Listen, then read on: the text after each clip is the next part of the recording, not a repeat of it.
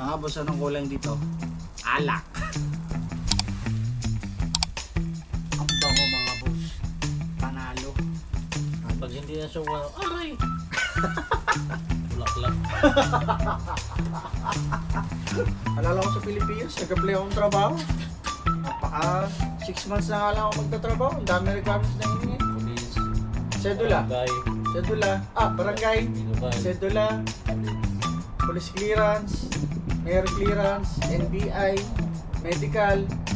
Napakadami bago ka makakapag-umpisa ng trabaho. What's up mga boss? What's up mga boss? Check it. What's up mga boss? What's up mga Check it. boss?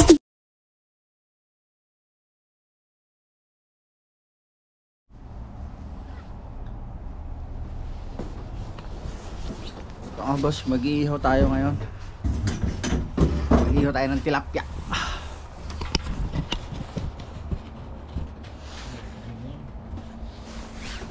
Bawat gabi. Ang lamesa maliit oh. Lamesa maliit. Malamig, no? Malamig yan boss. Umibig sa'yo, ikaw pala ang akin.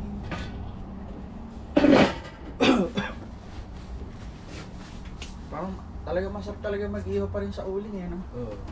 Diba, uling? Wala. Taka medyas. Oo. Ngayon ako'y gulong-gulo, puso kong isipan. Kami ng abuin. Buti natanggap si si Jordan ulit sa trabaho. Nasa NW. Dito, ang dali mag-apply, ano? Ang bilis mag-apply ng trabaho. Wala yung requirements. Alala ko sa Pilipinas, nag-apply akong trabaho.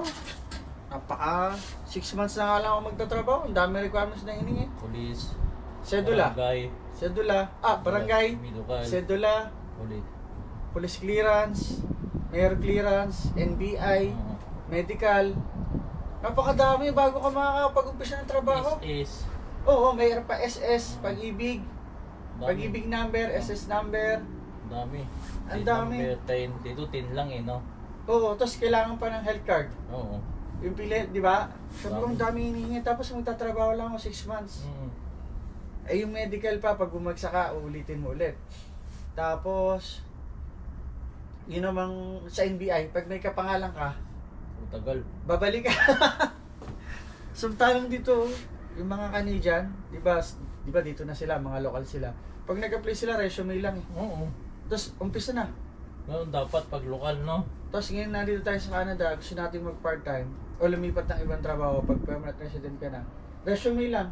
Tanggap ka na agad, umpisa na. Hihingi lang sa'yo yung Sin. bank deposit mo lang. Oo. O yun lang. Tapos na, no? Tanggap ka na, umpisa ka na. Sabi ko, ba't di kaya gawin sa Pilipinas yun? Mabilis sa mga trace kung may criminal record yung tao eh, di ba? Halimbawa, ang gawin na lang nila, medical na lang nila para sigurado walang sakit. Tapos, NBI, okay na yun. Yun na. Yung police record mo, tapos kalusugan mo, yun na lang. Huwag na yun. May mayor's clearance pa, may sedula. Tapos, tapos magtatrabaho 6 months. Ang laki ng pamasahe. Lugi eh.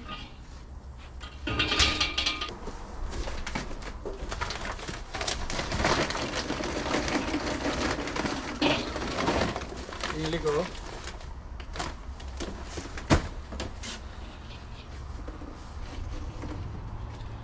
Isang bag na charcoal mga boss.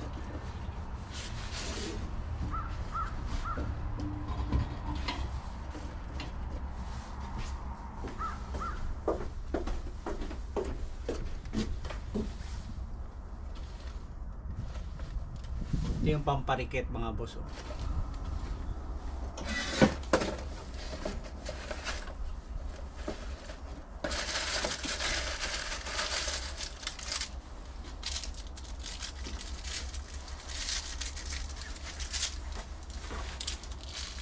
Malamig kasi kaya naka-jacket ako.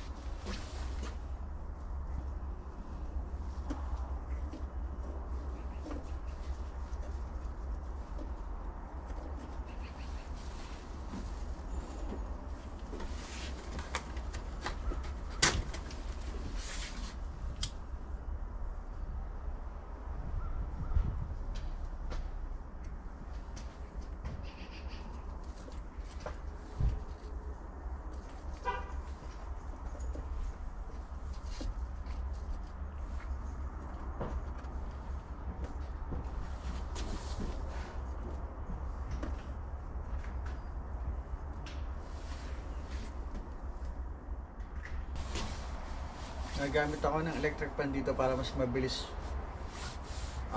magbaga.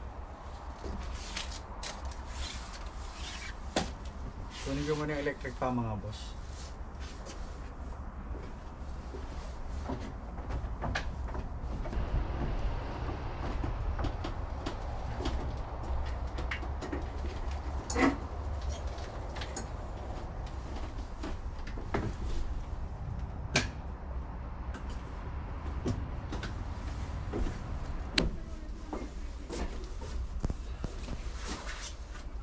Tignan niyo mga boss, ang bilis magdingas. Gumamit ako ng electric pan. Patayin na natin ang electric pan mga boss.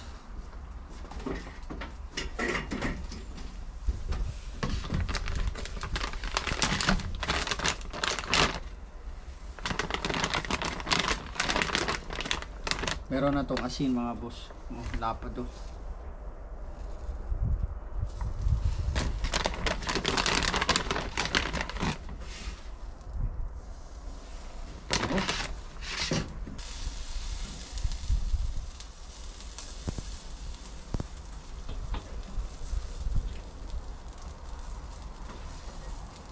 Mga boss, anong kulang dito? Alak.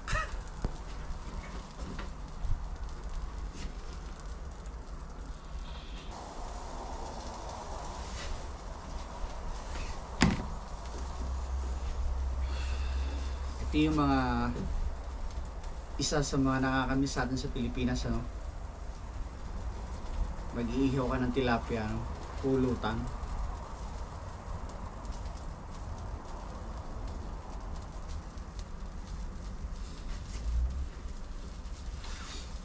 Kaya pala maraming nag-aalaga sa atin ito. Yung mga fish pa na malalaki. Pang-export pala nila to sa tulad ditong bansa Canada.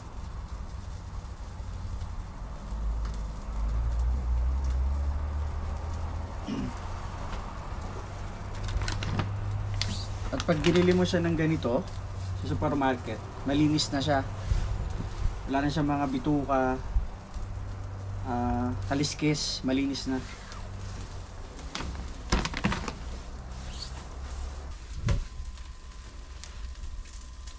Malapit na ito maluto mga boss.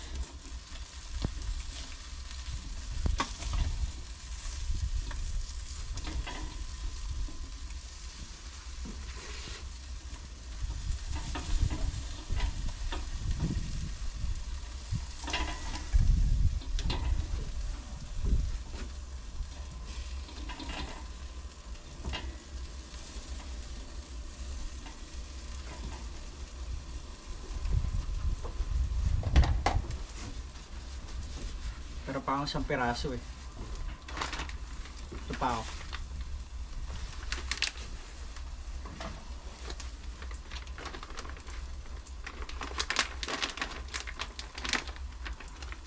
Buhay pa yata.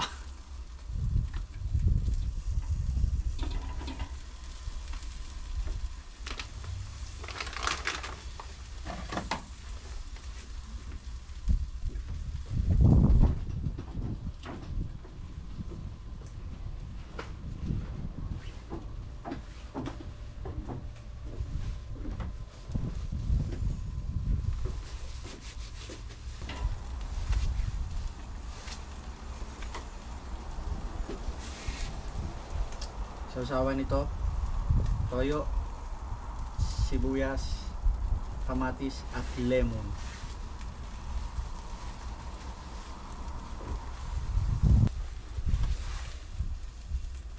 Ang bango mga boss, panalo.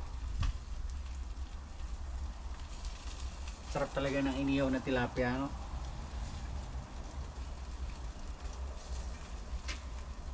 Malapit na itong siya eh. Wala na tayong lalagyan. Wala akong lalagyan.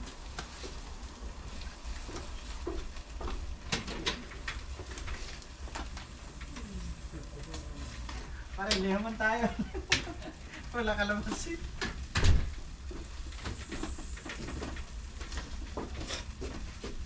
Malapit na tong isa mga boss.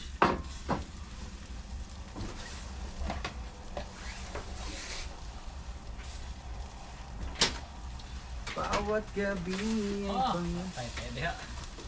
Tingnan mo nga. Yung Okay na? Pag ano, Oo, kasi ano, ito na. ganito nga. Oo. Ayos. Pag hindi na siya wala, aray! Sige nga, okay na yan? Pag hindi na umaray, yung kunti pa. Aba, Ayun pala.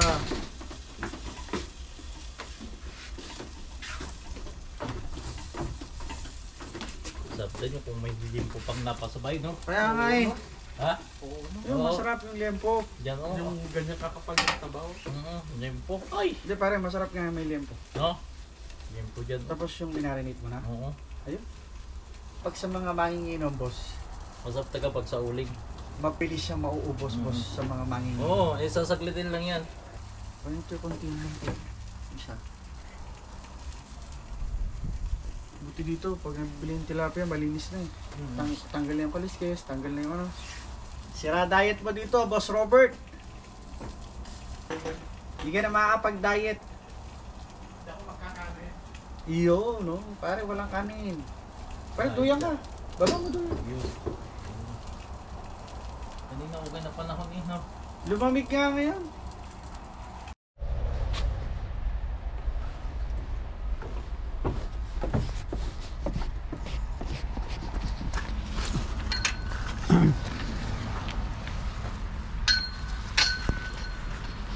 Lakas ng ulan mga boss. Kanina pa madaling araw.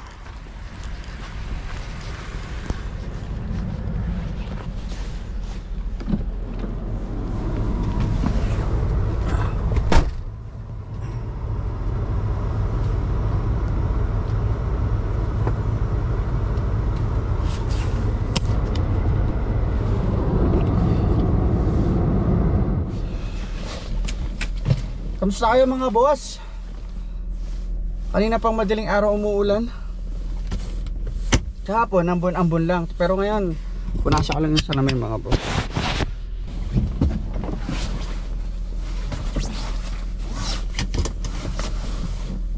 Kamusta po kayo? Nawa po kayo po ay safe ngayong oras na to, kung nasan man po kayo nandun ngayon. At ngayon po ay araw ng Lunes ulit, simula na naman ang trabaho. Kaya medyo bumaba yung energy ko, no? Ay nako. At mag-aalas 10 ng umaga. Kahapon nga mga boss, ano, pumasyal dito yung mga katrabaho natin sa IGA. At doon sila kumain ng hapunan.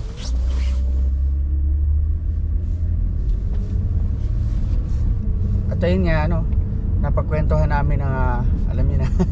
Siyempre pag Pilipino at nasa abroad ka, malimit yung kwentuhan yan, ang Pinas.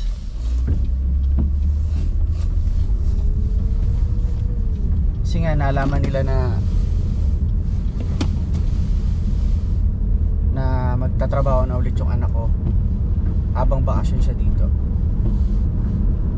At nga napagkwentuhan na ang bilis daw dito mag-apply ng trabaho. Bilis maghanap ng part-time. At wala gaanong requirements na hinihingi. Ilang araw lang umpisa na ako.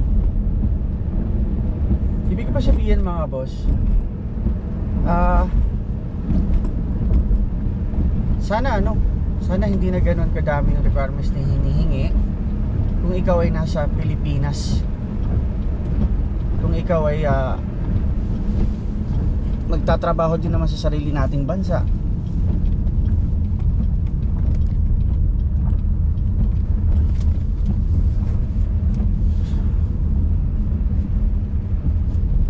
Sana magkaroon ng ganong magkaroon ng ganong batas. Sana may gumawa ng ganong batas na kung mag-a-apply man si Juan de la Cruz sa isang kumpanya sa Pilipinas, sapat na yung magpa-medical at NBI. Kasi yung medical nga lang ang laking bayad na at saka yung yung NBI eh. Kasi yun lang naman ang importante eh. Pag nag-a-apply ka ng trabaho sa Pilipinas, tapos magtatrabaho lang naman 6 months, tapos hindi na marirenew, tapos may age limit pa. Kawawa naman si Juan de la Cruz, mga boss. Mga boss, nandito na ako sa clinic. Dumaan muna ako dito, magpapabook ako ng appointment. Tagal na ako na hindi nakakapagpa-check up. Let's go mga boss. Nanagot ang bag ko.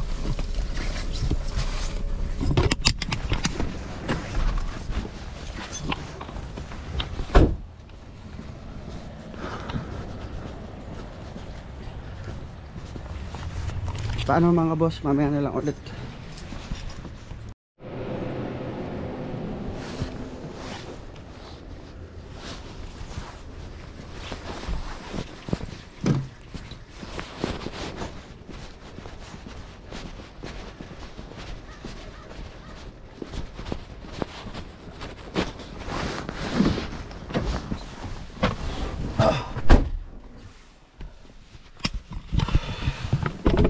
Ito na tayo mga boss.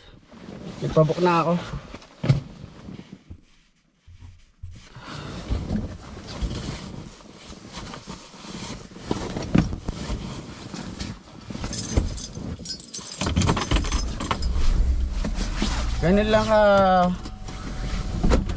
Ganun lang kabilis dito mga boss pagdating sa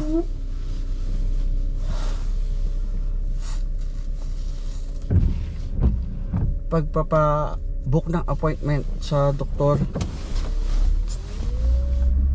Wala pa akong ilang minuto sa loob.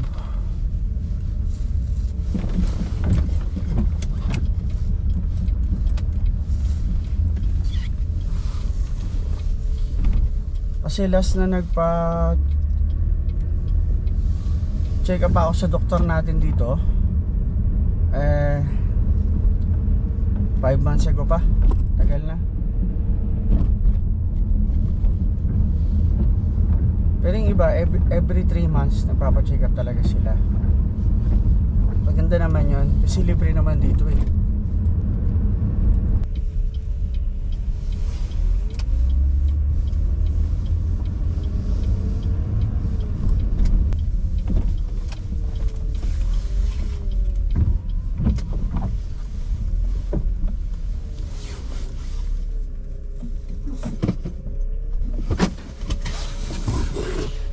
Mga boss, nandito na ako sa IGA.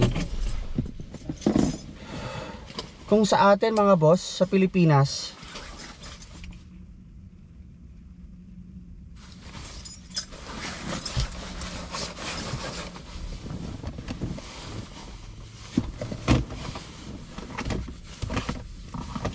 ayaw natin ng ulan.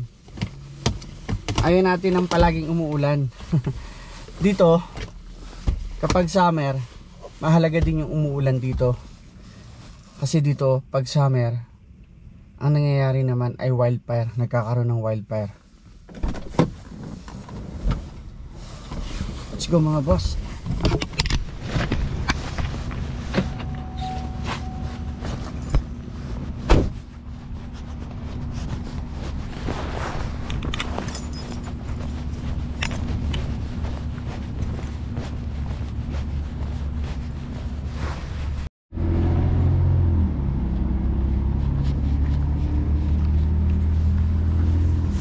What's up mga boss?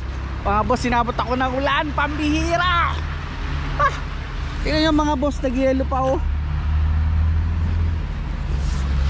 Yung snow niya mga boss, natutunaw din agad yung yelo. Nagiging tubig na mga boss.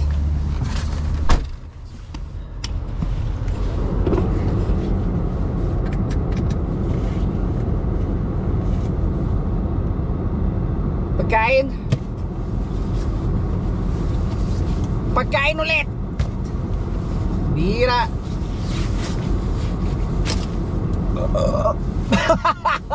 Excuse me mga boss. Busog na ako, nabusog ako. Gutom ako talaga.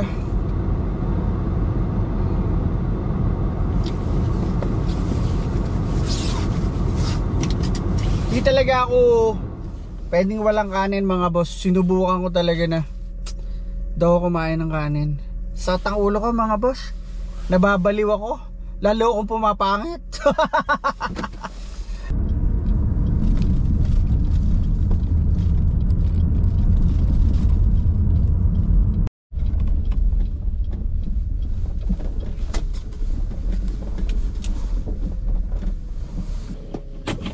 Ito na ako sa bahay mga boss.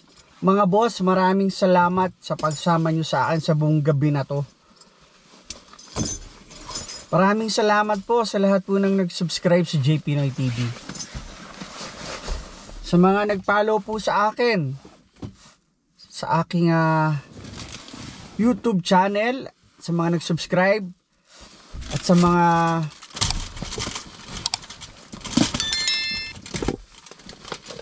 nag-follow po sa akin sa TikTok at sa aking YouTube channel, maraming pong salamat sa inyo.